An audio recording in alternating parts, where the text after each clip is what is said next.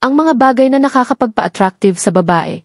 Pero bago tayo magsimula, paki-like, share, comment at subscribe para sa mas magandang content. Hindi lang yung ganda sa panlabas, kundi yung aura na parang may sariling glow-up factory sa loob.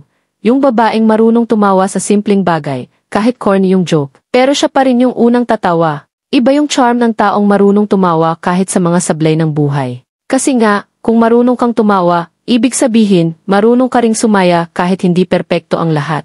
At yan ang hirap hanapin sa panahon ngayon, isang taong totoo ang ngiti. At yung babaeng may diskarte. Kahit walang makeup, pero may goals at may sariling lakad sa buhay, instant head turner yan. Kasi ang confidence, mas matindi pa yan sa mascara or lipstick. Kapag alam mong kaya mo kahit wala kang karamay, nagmumukha kang mas powerful at mas wow na wow sa paningin ng babae or lalaki. Ito ang mga listahan ng mga bagay na nakakapagpa-attractive sa babae, hindi lang sa panlabas, kundi yung may glow-up factory talaga sa loob.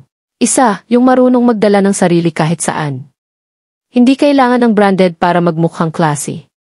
Yung confident kahit ukay lang ang suot, grabe, instant glow-up. Ang confidence kasi, parang make-up na hindi mo kailangang i-retouch.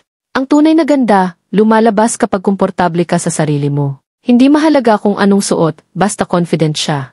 Kahit nasa palengke or opisina, may sariling elegance. Yung tindig at pananalita, may respeto sa sarili.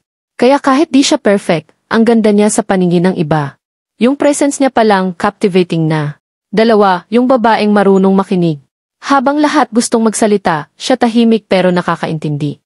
Yung simpleng ganun ba? Ramdam mong may care. Hindi siya yung tipo na nagmamagaling, genuine siyang tao. Kaya kapag nakilala mo siya, parang gusto mong ikwento lahat sa kanya. Nakaka-attract yung ganung vibe, safe, calm, at totoo. Hindi lang siya maganda sa panlabas, pati sa loob. May empathy, kaya nakakagaan ng loob kapag kausap. Ang attractive kasi ng taong hindi puro ako. Napapa-fall tuloy yung kausap kasi bihira na yung marunong makinig ngayon. Pero huwag lang masyadong makinig sa chismis, iba yon, sis. Tatlo, yung babaeng simple lang pero may dating. Hindi kailangan ng full glam para mapansin.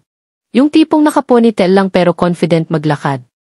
Natural lang ang kilos, pero classy pa rin. May aura na hindi ko kailangang magpanggap para maging maganda.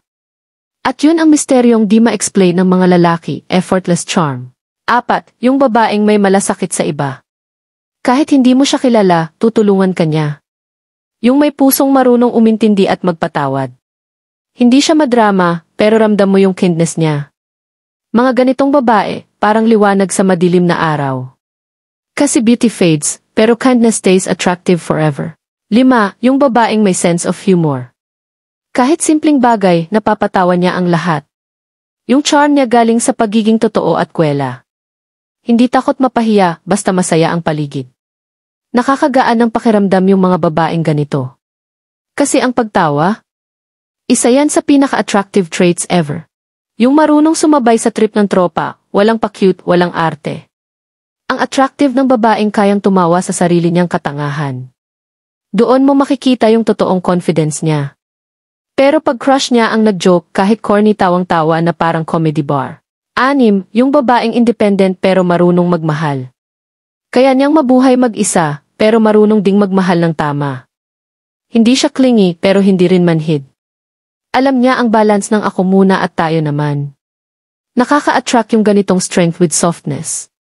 Kasi iba ang ganda ng babaeng marunong pumili ng kapayapaan. Yung kaya niya mag-isa, pero marunong pa ring magmahal ng totoo. Nakaka-turn on yung may sariling mundo, pero may space pa rin para sa iba. Ang ganda niyang panoorin kasi balanced siya, hindi clingy at hindi din cold.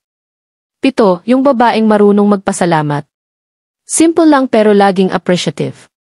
Hindi siya demanding, marunong makontento. Kahit simpleng effort, binibigyan niya ng halaga. Kaya mga lalaki gustong-gusto siyang pasayahin.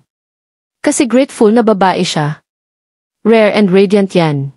8, yung babaeng marunong mahalin ang sarili. Hindi selfish, self-respecting. Kilala niya ang worth niya at hindi basta nagpapagamit.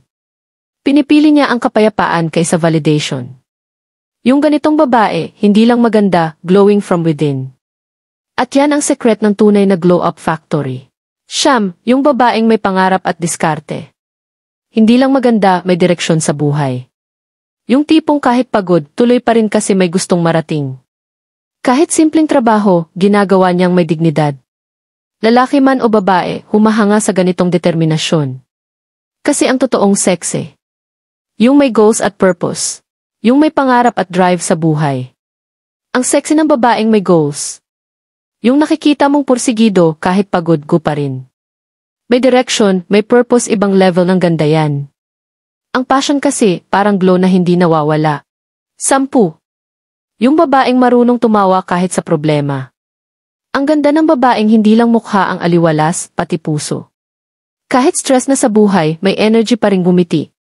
Nakakahawa yung positivity, kaya kahit simpleng tao siya, nagiging charming bigla. Pero minsan, baka kaya siya tawa ng tawa kasi wala na siyang choice kundi tumawa kaysa umiyak.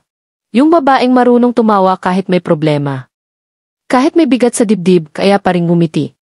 Yung tawa niya totoo, hindi pilit, parang gamot sa pagod ng iba. Kapag tumawa siya, pati paligid nagiging magaan. Kaya mga lalaki, di nila alam kung gusto nila siya o gusto nilang tularan yung lakas ng loob niya. Nakaka-attract kasi yung positibong enerhiya kahit sa gitna ng unos. 11. Yung marunong magmahal ng totoo, hindi paasa. Yung loyal kahit may mga nanliligaw, solid yan. Ang sincerity niya, yun ang pinakagandang make-up sa mundo. Hindi mo kailangang hulaan kung gusto ka niya, ipaparamdam niya. Napaka-attractive ang babaeng marunong magpahalaga. 12. Hindi nagdadrama palagi. Nakakapagod din maging main character sa teleserye ng sarili mong buhay. Minsan okay lang mapagod, pero hindi okay magpaulan ng luha araw-araw. Yung chill ka lang kahit may problema, Lord, ikaw na bahala, antok na ako. Hindi mo kailangang gumawa ng eksena sa bawat minor inconvenience. Ang totoong attractive, yung marunong tumawa kahit sablay ang araw. Kasi life is hard enough, bakit mo pa gagawing season 2 ng The Broken You Chronicles? 13. Self-love. Hindi selfish ang self-love, maintenance yan ng mental health, best. Minsan kailangan mong i-date sarili mo kasi minsan ikaw lang talaga ang available. Self-love means alam mo kung kailan ka dapat magpahinga, hindi lang magpanggap na okay. Yung kaya mong mahalin sarili mo kahit walang nagpapadala ng good morning. Kasi kung hindi mo kayang mahalin sarili mo, paano mo mamahalin ang iba? So yes, be your own favorite person, libre pa. 14. Confident pero hindi mayabang. Confidence is sexy, pero wag naman yung tipong feeling ikaw ang bida sa lahat ng eksena. Yung confident na alam mo kung sino ka, pero marunong ka pa ring makinig sa iba. Hindi yung konting compliment lang, may pa I know right, agad. Real confidence is quiet, kasi sure ka sa sarili mo kahit walang palakpakan. Yung tipong pag may pumuri, simple lang, thank you. Hindi I know, I slay. Tandaan, ibang level ang confidence kapag may humility, parang halo-halo, masarap pag tama ang timpla. 15. Honest and real, walang fake vibes. Sa panahon ngayon, bihira na ang totoo, puro filter, pati attitude may preset na rin. Being real means hindi mo kailangang magpanggap para magustuhan ka. Yung sinasabi mo, yun talaga ang ibig mong sabihin, hindi I'm fine pero gusto mo nang magwala. Walang script, walang acting, ikaw lang kahit minsan sablay. Mas nakaka-attract yung real ka kaysa sa perfect na fake. Kasi kahit walang filter, kung totoo ka, ikaw pa rin ang main character. 16. Eye contact. Grabe, minsan isang titig lang, tapos na. Pero iba ha, eye contact hindi staring contest. Nakaka-attract yung marunong tumingin sa mata habang kausap, hindi sa cellphone. Yung tingin na may sense, hindi creepy. Kasi sa totoo lang, minsan mas nakakapagsabi ng totoo ang mata kaysa bibig. At kung marunong kang makipag-eye contact, congrats, bihira na yan sa generation na mas nakatingin sa screen kaysa sa feelings.